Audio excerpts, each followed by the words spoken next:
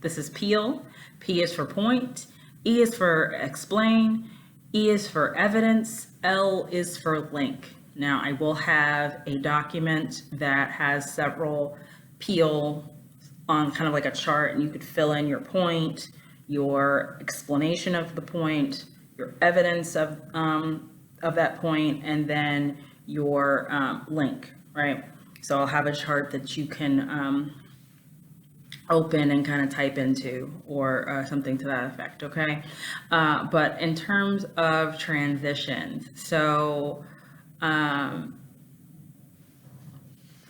you need to think about how your ideas, even within the paragraph, are transitioning one from another to another, okay? So we're talking about words like furthermore, whereas, indeed, predominantly, however, next, meanwhile, accordingly, all of those kinds of transition phrases that make it easier for your reader to understand what you said in this sentence, what does it have to do with the next sentence or even the next paragraph. And these are kind of signal phrases that let you know that. Now, there are different types of transitions and signal phrases. So, for example, let's see, I need to pull up stuff in my... Okay, so if you're adding to an idea, there are certain signal phrases for that, like besides, both, moreover, in the same way, also, additionally. These are if you're going to expand on what you've just said. Phrases that kind of signal that so-and-so argues or takes the place of the word says, you know, explains, expresses, reinforces, rejects, stresses, observes, those kinds of words. And then lastly, if you want to show people that you're about to conclude or summarize the point that you've already made, it's in summary, in sum, finally, consequently, those kinds of things. So I know that's a lot to try to process, so I will have a chart with those transitional phrases and where, what kind each one is. So I'll have like a chart that says, okay, to emphasize, and these kinds of words, to conclude, and these kinds of words, to maybe contradict, because maybe you have a secondary source and you want to say that that person or that study is wrong or something like that. So I'll have some for that.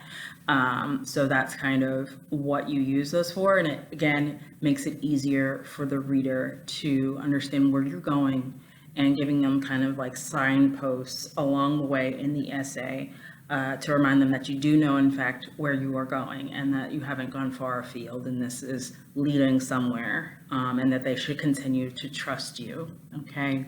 So last thing about the PEEL, peel method, is that sometimes you will do evidence and link and explanation, like the EEL. You might not have to do those recursively, meaning, okay, I gave a piece of evidence, I gave a link back to it, but this paragraph is still pretty thin, so I need to give another piece of evidence in the same paragraph and link it again, right? So you might need to do EL, EL, EL, or you might even need to go back to an explanation, because perhaps someone who you're quoting in your evidence uses a lot of jargon that is necessary to make your point, but that the common reader would not understand what it is. So perhaps you need to go back after you've given your evidence and give an explanation of what is this coding term mean, or what does this kind of law enforcement term mean?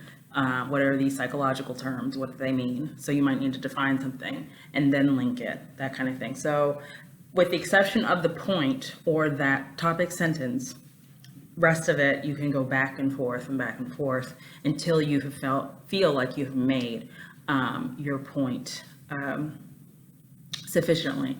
And so the last thing that I want to say regarding the paragraphs in this research essay is I'm trying to teach you something in particular, which is being very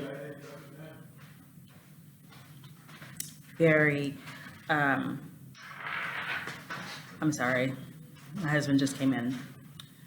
Okay, yelling about something to someone on the phone. My bad. Okay. What I want you to do is to be objective and to show objectivity. And so the way that you do that is you do not rely heavily on the first person. Okay. So anytime you are tempted to say, I think, I feel, I believe, or in my opinion, or to me, don't, right? Because we're not talking about your thoughts, your feelings, or your opinions. We're talking about an argument that you are making, and an argument is grounded in evidence, right? That research that I've been talking to you about. So it isn't just my thoughts, my feelings. So when you say, I think, I feel, or I believe, that weakens your credibility. It makes it seem like it's just about you and not something that other people could get something out of, right? And so what you do instead is you can write it in your draft and then just cut the I think. So I think that dogs are nice becomes dogs are nice. That's two different tones that are being conveyed in that way. Okay, so look out for additional posts. I will post a computer video of my screen of me working through some of these steps of peel. So I'll have some evidence that I've been looking up from Serial and also from reputable psychologists regarding teenage relationships and dating violence, etc. And I will kind of take you through what it looks like in real time and how you might substantiate this and transition from one idea to another.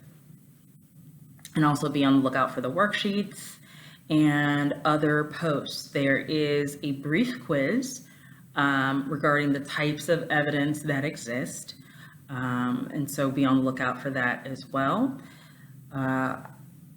I will be doing all of this also in our team meeting on Tuesday and Thursday. So in addition to, I'll have different examples that I will use at that time. So keep a lookout for your team meeting on your calendar, and I will talk to you all soon. Email me with any questions or give me a call if you have concerns. All right, thanks. Bye.